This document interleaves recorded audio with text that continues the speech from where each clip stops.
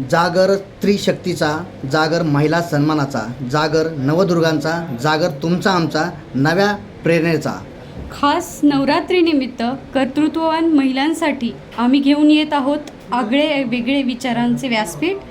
कौटुंबिक, सामाजिक, राजकीय, आर्थिक, शैक्षणिक या विषयावर खास आपल्यासोबत बातचीत।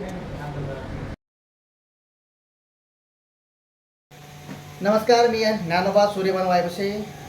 ऑनलाईन डिजिटल ज्ञानभूमीमध्ये आपलं सर्वांचं स्वागत। आज आपण बीड जिल्ह्यातल्या कर्तृत्ववान महिला यांच्याशी खास बातचीत करणार आहोत। आपला सदर आहे नवदुर्गा जागर महिला कर्तृत्वाचा।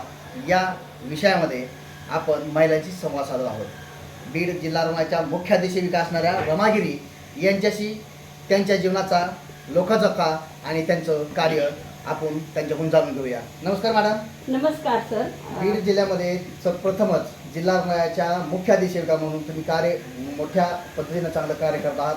तुमचं नेमकं बालपण कसं गेलं आणि कुठे गेलं एकंदरीत आमच्या प्रेक्षकांना काय माहिती द्याल? नमस्कार, माझे नाव रमा गोविंदराव गिरी असून माझे लग्नानंतरचे नाव सौ रमा शिवाजी भारती असे आहे। माझे बालपण मुक्काम पोस्ट नांदगाव, तालुका चाकूर, जिल्हा लातूर येथे गेले। माझे 4थीपर्यंतचे शिक्षण नांदगावलाच झाले। माझे माहेर हे छोटेसे खेडेगाव आहे आणि मला माझे माहेर खूप आवडते। बालपणीच्या आठवणी खूप आहेत, पण मी 4 भावात एकटी बहीण, लहान असल्याने आईवडिलांची खूप आवडती लाडाची ताई होते। अभ्यासात खूप हुशार आणि जिद्दी असल्याने माझे वडील मला इंदिरा गांधी असे नेहमी म्हणायचे, कारण त्या काळात इंदिराजी भारताच्या पंतप्रधान होत्या। माझ्या आईला मी घरकामात खूप मदत करू लागायची। आईची माझ्या ही शिकवण होती की नेक आणि प्रामाणिकपणे सावित्रीबाई फुले यांच्यासारखी होती। माझी आई मला वर्गात पहिला नंबर आला पाहिजे असं नेहमी सांगायची। आमची शाळा सुटल्यावर जवळच असलेल्या शेतात आम्ही सर्व भावंडे मिळून शेतात जायचं आणि आईला काम करू लागत असत। माझे वडील सेक्रेटरी म्हणून सहकारमध्ये सर्व्हिसला होते। प्राथमिक, माध्यमिक आणि उच्च माध्यमिक शिक्षण प्राथमिक शिक्षण माझ्या माहेरी झाले। माध्यमिक शिक्षण महात्मा फुले विद्यालय अहमदपूर येथे झाले आणि उच्च माध्यमिक शिक्षण माझे लातूरच्या बसवेश्वर कॉलेजमध्ये झाले आणि जनरल नर्सिंग माझे मेडिकल कॉलेज आणि हॉस्पिटल औरंगाबादला झाले। BSc नर्सिंग जे हॉस्पिटल आणि MSc nursing Sinhagad college of nursing Pune येथे झाले। आपल्या कुटुंबाविषयी काही थोडक्यात माहिती द्याल? माझे 29 एप्रिल 1991ला मला पहिली ऑर्डर मिळाली आणि नंतर माझे वडील बोलले की आता इकडचाच मुलगा पाहू आणि माझं अरेंज मॅरेज आहे। माझ्या वडिलांनी पाहून माझं लग्न केलेलं आहे। शिवाजी भारती सर व्यंकट स्वामी कॉलेजला सर्व्हिसला होते। त्या काळात मला योग्य असावर माझ्या वडिलांनी शोधला आणि लगेच 4 महिन्यानंतरच माझे लग्न झालेले आहे 1992ला, 14 फेब्रुवारी 1992ला। आणि आमचा संसार अत्यंत सुखाचा आहे। महत्त्वाचं कारण म्हणजे माझ्या प्रत्येक यशस्वी कार्यामध्ये सरांचा सिंहाचा वाटा असतो। आमच्या संसारवेलीवरती 2 फुलं उमलली सुंदर अशी, एक मुलगा आणि एक मुलगी। माझी मुलगी डेंटिस्ट आहे आणि मुलगा MBBS आहे, सध्या PGची तयारी करतो। आमचा संसार अत्यंत सुखाचा आहे। आज बीड जिल्हा रुग्णालयाच्या मुख्याधीक्षिका आहेत, तुम्ही आहे त्या पदावर आज समाधानी आहात का? हो, मी जेव्हा जनरल नर्सिंगला गेले तेव्हाच माझ्या वडिलांना लहानपणी नेहमी वाटायचं की आमची ताई डॉक्टर व्हावी, पण मी नर्सिंग पेशा निवडला कारण काही मार्क मला कमी पडले होते। पण नंतर मात्र ठरवून टाकलं की नर्सिंगमध्ये सर्वात उच्च जे पद आहे तिथपर्यंत मी शिक्षण घेणार।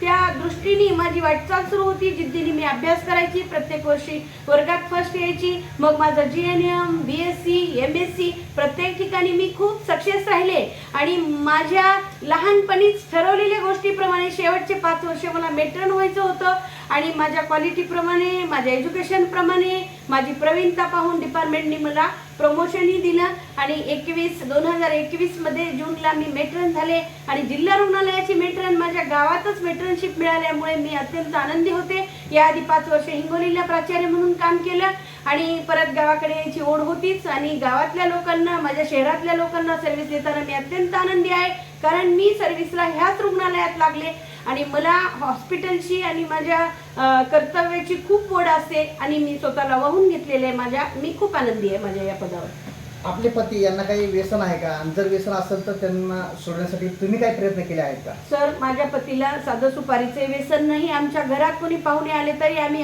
काहीही चहा व्यतिरिक्त देत नाही. व्यसन नाही. व्यसनाबद्दल समाजाला काय संदेश द्याल? व्यसन असलं की समाजाची 2 पावलं पुढे चालण्यापेक्षा 2 पावलं ती घर किंवा तो परिवार मागे जातो आणि प्रगतीची गोष्ट तिकडेच राहू द्या, समाजाला मदत करायची गोष्ट तिकडेच राहू द्या, पण मुलांकडे पण त्या फॅमिलीला लक्ष देता येत नाही.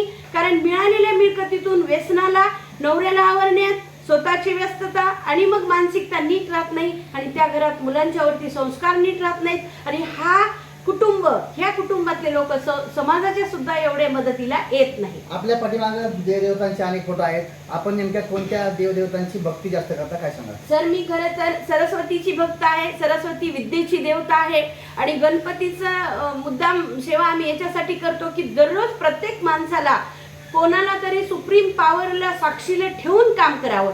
कारण प्रत्येक वेळेसच आपल्याला कोणीही ऑब्झर्वर नसतो आणि चांगलं काम करताना एक कोणीतरी अज्ञात ऑब्झर्वर आपल्याला आहे किंवा निरीक्षक आहे आणि स्वतःशी प्रामाणिक राहण्यासाठी देवाची सेवा करून चांगल्या कार्याला आम्ही सुरुवात करतो. एवढंच त्याच्या पाठीमागा उद्देश आहे आणि सरस्वतीची भक्ती मी अहोरात्र करते आणि दत्ताची पण भक्त आहे.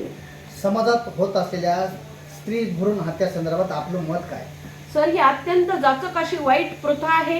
इथे प्रत्येक स्त्रीला उच्च शिक्षण घेऊन अशा निर्णयाला बळी न जाता आपल्याच पोटच्या गोळ्याचा गळा घोटण्यासाठी तिने कणखरपणे निर्णय घेतला पाहिजे. अशा मागासलेल्या विचारांचा संवाद आणि संघर्ष केला पाहिजे. तिने मुलगा मुलगी समान समजले पाहिजे. लेक लाडकी अभियान आताच शासनाने आणलेलं आहे, त्याकडे तिने खूप उघड्या डोळ्यांनी पाहून आणि समाजामध्ये ह्या स्त्रीभ्रूण हत्येच्या पाठीमागे लोक का लागलेत, कारण मुला मुलीला जर सारखा दर्जा दिला तर ही गोष्ट होणारच नाही. आणि ही होण्यापाठीमागचे जर खूप दूरचे कारण आपण शोधले तर लहान वयात मुलींचे लग्न, मुलींना शिक्षण न देणे, मुलींना निर्णयात सहभागी न करणे आणि जाचक प्रथा ह्या पुढे पाळत ठेवणे. जसं की वंशाचा दिवा एक मुलगाच होऊ शकतो, मुलगी का नाही? मुलीला का निर्णय नाही? मुलीला का समान हक्क नाही? मुलीला का उच्च शिक्षण नाही? ह्या गोष्टी जर समाजात केल्या आणि मुलीचं योग्य वयात जर का लग्न केलं तर ह्या गोष्टीला नक्कीच आळा बसणार आहे. त्याला खरं तर स्त्रीच खूप सारी कारणीभूत आहे.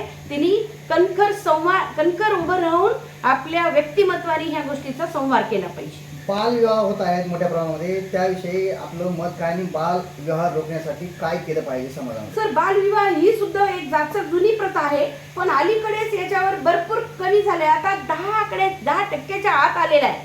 कारण जसं जसं आपण खेड्याकडे वाटचाल करू तसं तसं मुलींना, वयात आलेल्या मुलींना घरात ठेवणं आणि मग त्या कुटुंबाची जर का शक्ती नसेल, शिकवायची जर का त्यांची कुवत नसेल तर म्हणतात मुलगी वयात आली, घरात सांभाळण्यापेक्षा लग्न करून टाकलेलं बरं. विशेषतः बीड जिल्ह्यामध्ये कोयत्यावर मुलींना पाठवतात.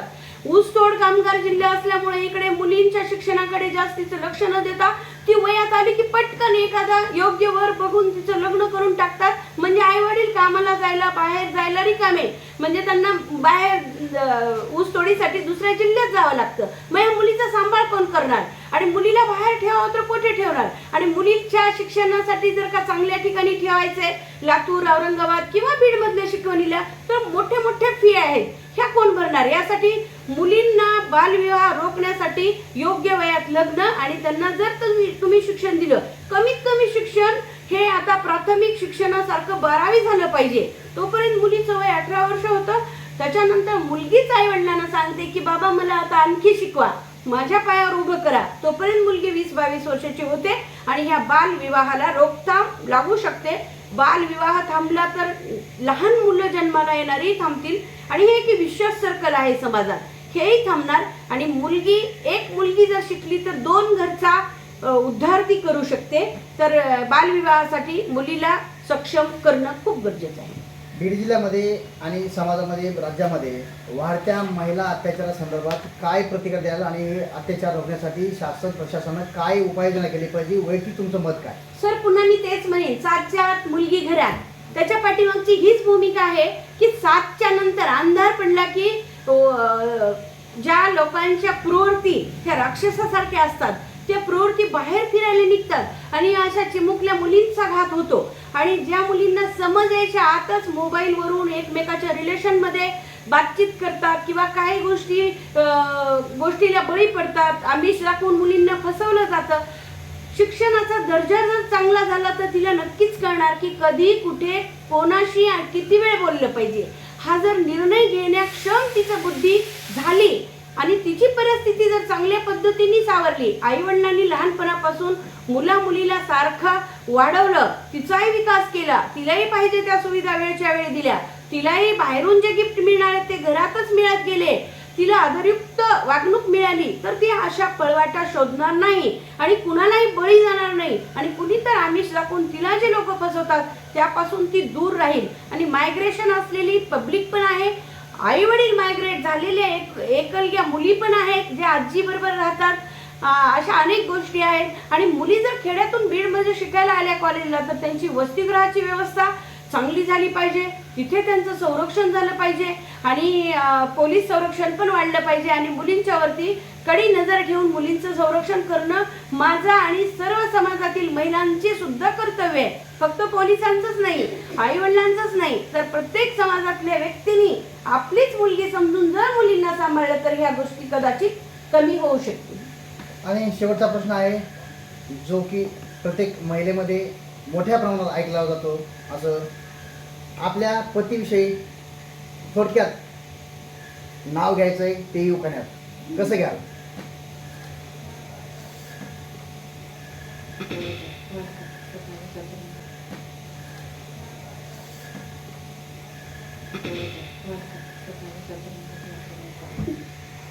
पॉज करू. मुलगी एक समान माझ्या सौभाग्याचं लेणं म्हणून शिवाजी भारतीला माझ्या आयुष्यात खूप मोठा मान.